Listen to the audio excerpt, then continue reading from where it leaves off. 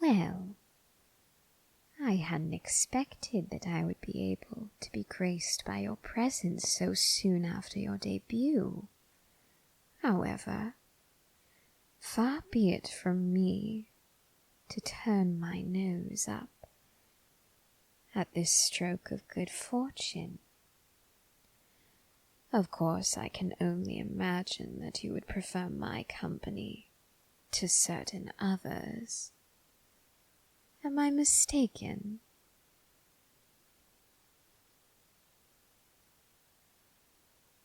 Yes, that one. I'm quite familiar with how persistent he can be with sweet little things like you.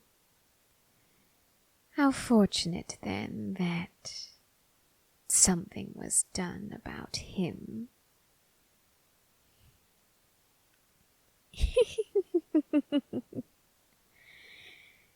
Nothing you need concern yourself with now. There are far more important reasons for your being here. I'm certain you must have thousands of questions.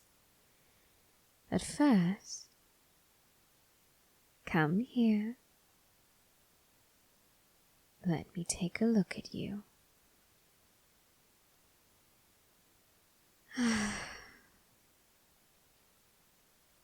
You never imagine just how strange it is to see the face behind the voice. You never once think to yourself that perhaps what you were imagining wasn't reality. Not to say that reality isn't far superior to what I'd imagined. But still, I do find it rather strange to finally be seeing you right in front of me. Now, if you wouldn't mind, I would delight in hearing you sing. I heard your voice nights ago, but I find that I can't get it out of my head. Would you oblige me?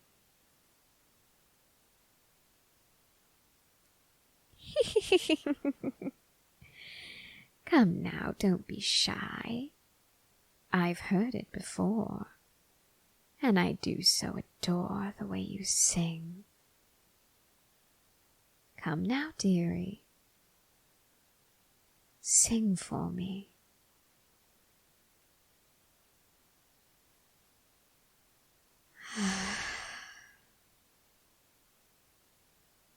Just as I had hoped. You truly are such a fascinating piece of work.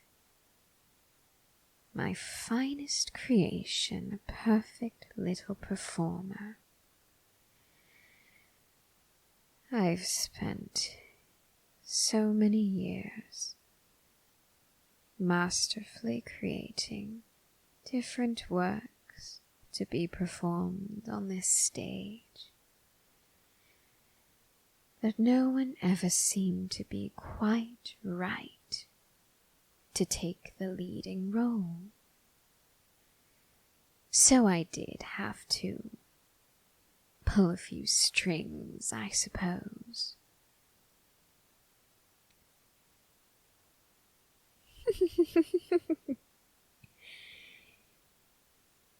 My,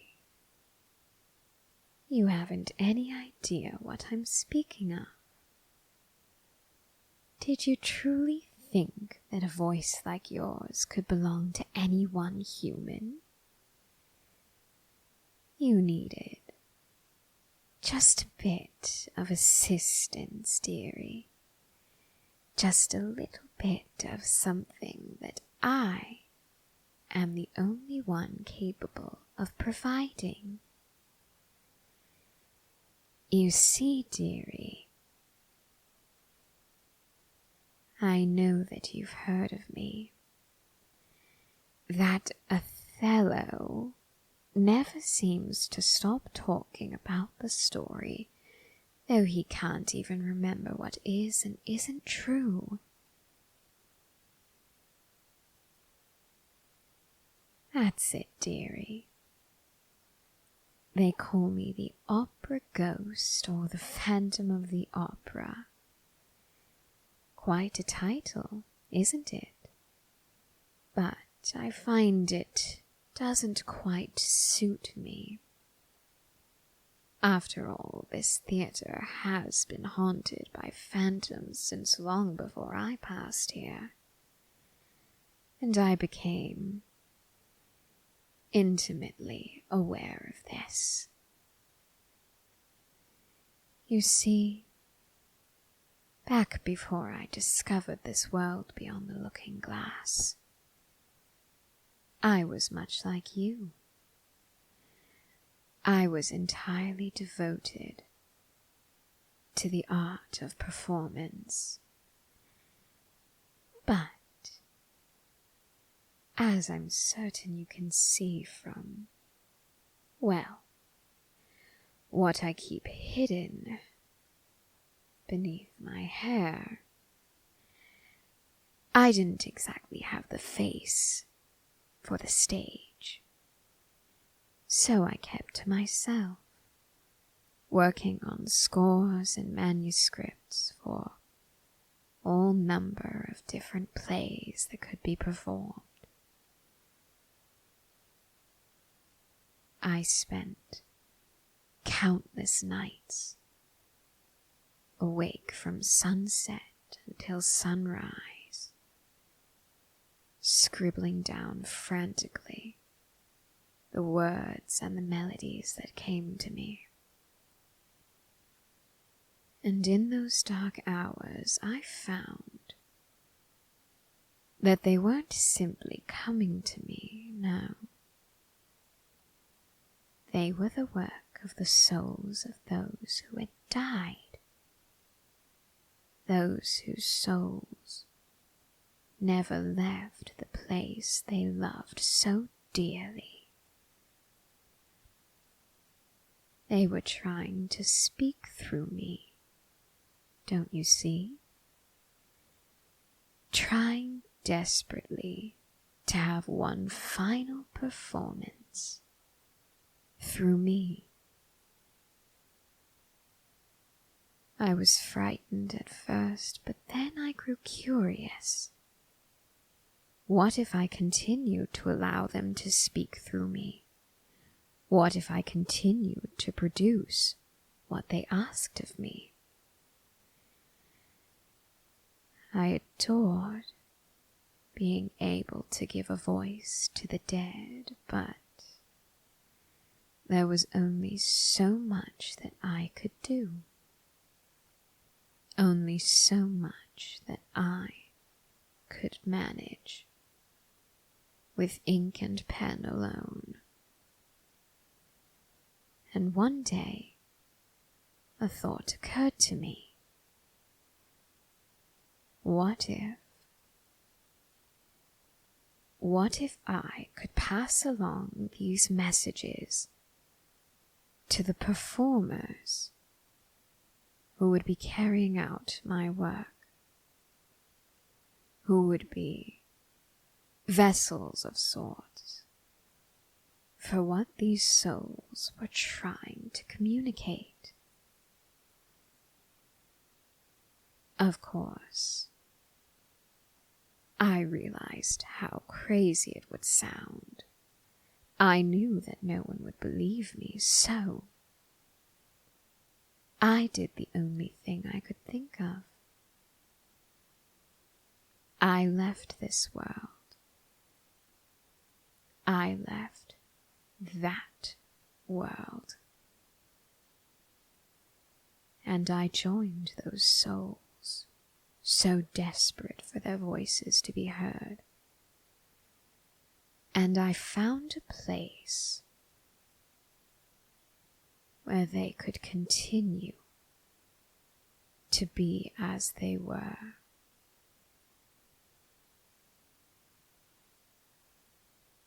Precisely, dearie.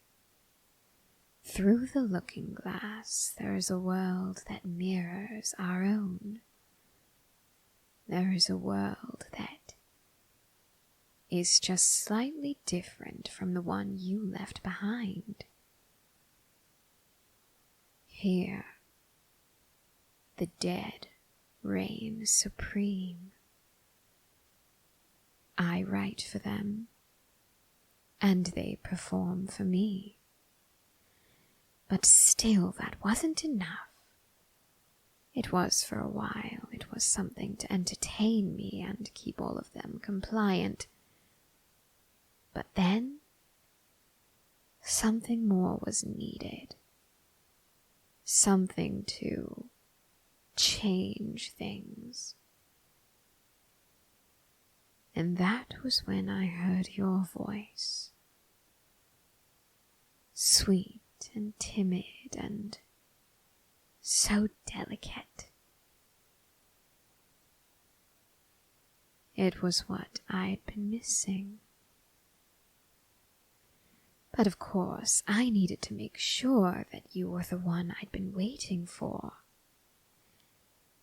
So, throughout your rehearsals, after I had ensured that Miss Sutcliffe would no longer be an issue, I did nothing to her, dearie. Just sent her to sleep with a bit of soothing music. You can't fault me for that, can you? In any case, once she was out of the way, throughout your rehearsals, I borrowed the voices of those who live with me in this darkness. I stitched them together with yours, and I created the most beautiful voice ever. The voice of the living with the voice of the dead. Didn't you ever wonder if what you were feeling was truly an angel? I know you could feel it. My fingers against your throat, brushing along your pulse as I went about my work. You thought it was the angel of music coming to grant you his gift. You weren't completely wrong. I was there all that time,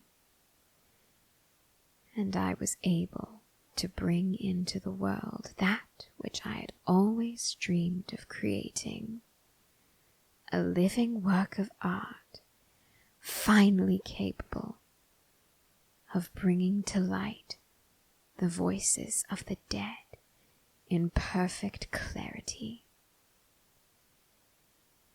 And I have no intention of letting my most prized creation disappear from my grasp.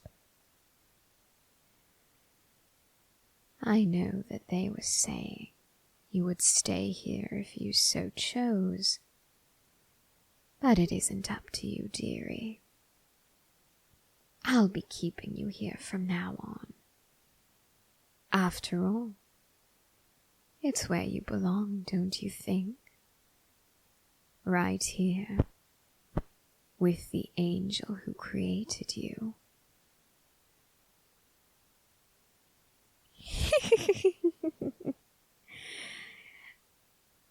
I thought that you might say something along those lines. And I thought that I would see that look in your eyes. Go on then. I know what you're waiting to do. But how far can a little thing like you run before the fox catches up to you, dearie? Even in darkness, there are only so many places to hide.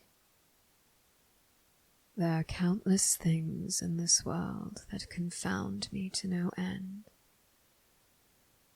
but not a one of them holds a candle to the mystery of what happened to you. I remember thinking to myself the night after he was found, the night after his body was pulled from the rooftop of the opera house. I recall wondering if you had done it.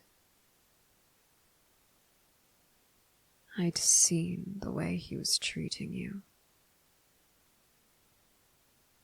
And even as I thought about it, I couldn't bring myself to be disturbed or disgusted by the idea that it had been you. Years later,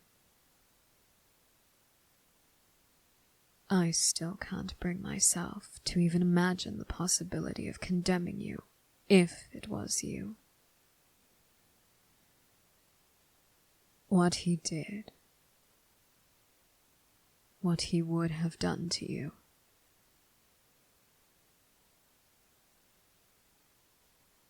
I would have done just that to him, had I gotten the chance to do it first. Whatever happened, whether or not it was you,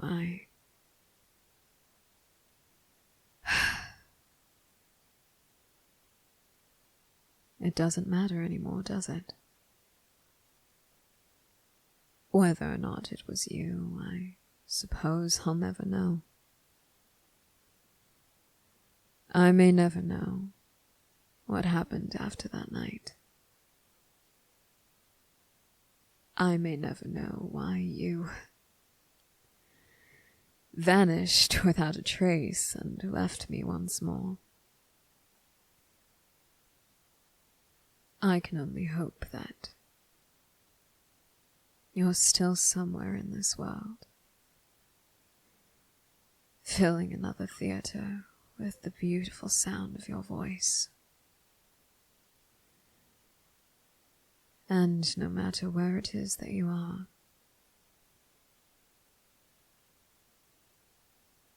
I hope to find you one of these days. Wherever you are, whatever you've done, I will return night after night to every theater and opera house in this world, and I will hope that I can hear your voice again, even if it's only once more, even if you open your lips to say that you've never felt the same way about me. I want to finally look you in the eye and tell you that the angel of music never walked this earth